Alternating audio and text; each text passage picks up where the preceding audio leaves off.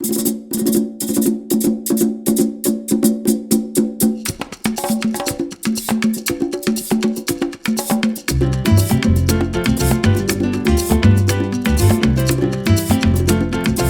Students, आज हम पढ़ेंगे political system, new political system in France. तो फ्रांस में जो नया पॉलिटिकल सिस्टम आया वो कब आया?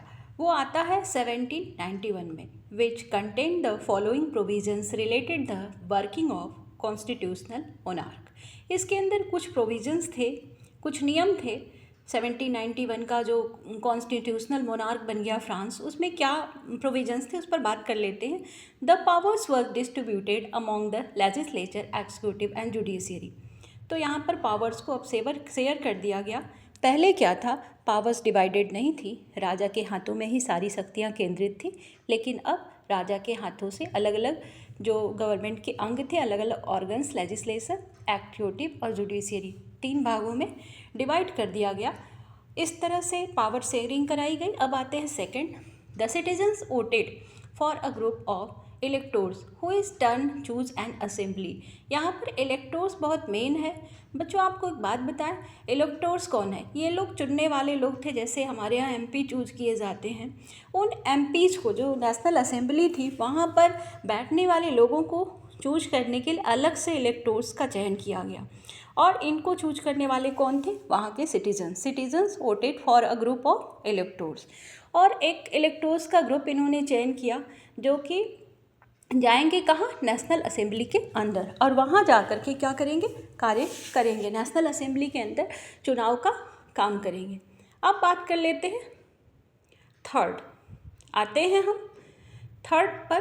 तो only man above 25 year who paid taxes equal to at least 3 days. अब वोट करने वाले जो सिटीजन्स हैं, आपने नाम सुना, तो ये जो सिटीजन्स हैं वो सभी सिटीजन्स को वोट देने का राइट नहीं है। सिर्फ ऐसे लोगों को जो 3 डेज के लेबर वेजेज के को दे सकते हैं, के बराबर टैक्स को पे करते हैं, वही वोटिंग राइट उनको, इलेक्टोर्स को इलेक्ट करने का राइट है।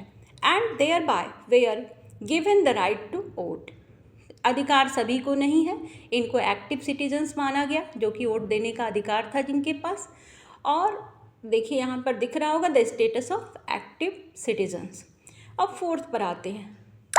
बाकी जो मैन और विमेंस बच जाते हैं, उनको इन्होंने किसी प्रकार का कोई अधिकार नहीं दिया और उनको पैसिव सिटीजन्स के रूप में रखा। Group that passive citizens, remaining man and all women's.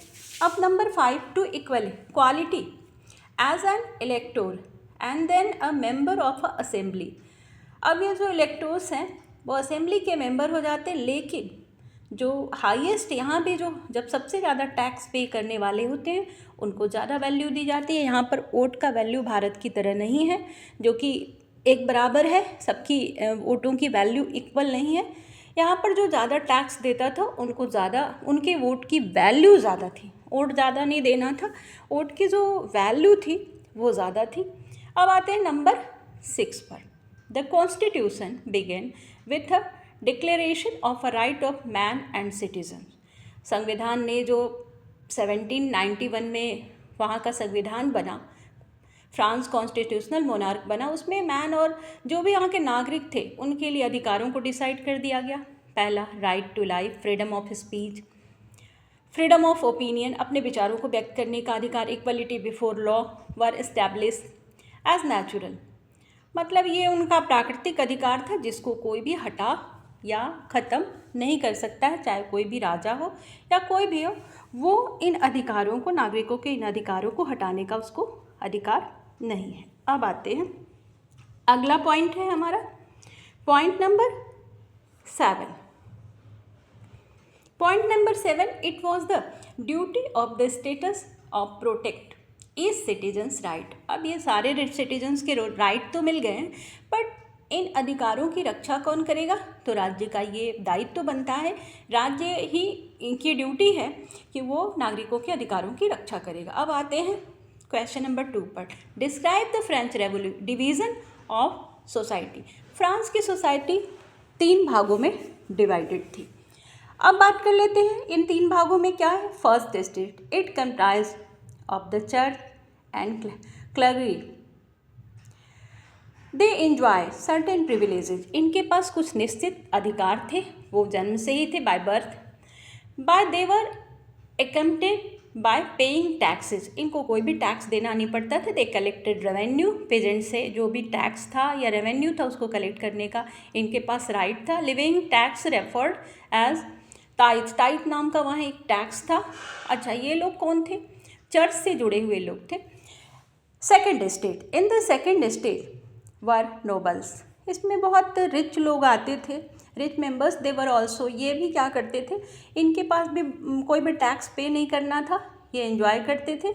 और फेडरल प्रिविलेजेस, इनके ये एक तरह से जमींदार थे या सामंती व्यवस्था यहाँ पर थी, जो कि पेजेंट से बहुत सारे ड्यूज जो थे या जमींदारी का टैक्स था उसको कलेक्ट करने का काम ये करते थे। इनको भी किसी प्रकार के टैक्स को देने की ज़रूरत फर्स्ट स्टेट की तरह था, नहीं देना पड़ता था। अब आते हैं थर्ड स्टेट की तरफ।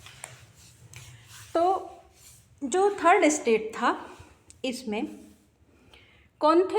इसमें बहुत सारे जो आपके एडमिनिस्ट्रेटिव मतलब प्रशासन से जुड़े हुए लोग थे जो काम करते थे, वो उन लोगों को इसमें इंक्लूड किया गया था। Third state comprise of big businessman, बड़े बड़े बिजनेसमैन, मर्चेंट्स, लॉयर्स, वकील और राजा के कोर्ट में जो काम करने वाले दरबार में लोग थे या प्रशासन से जुड़े हुए लोग थे। अब सबसे बड़ी बात ये थी कि to work in the field, ये लोग को काम करना पड़ता था। जो लैंड लॉर्ड्स थे, बड़े बड़े जमींदार, मैंने अभी बात की नोबल्स की, सेकेंड स्टेट में जो आते थे, तो ऐसे लैंड लॉर्ड्स के यहाँ इनको काम करना पड़ता था। साथ साथ उनके एक फॉर्म के अलावा उनके घरों में भी काम कर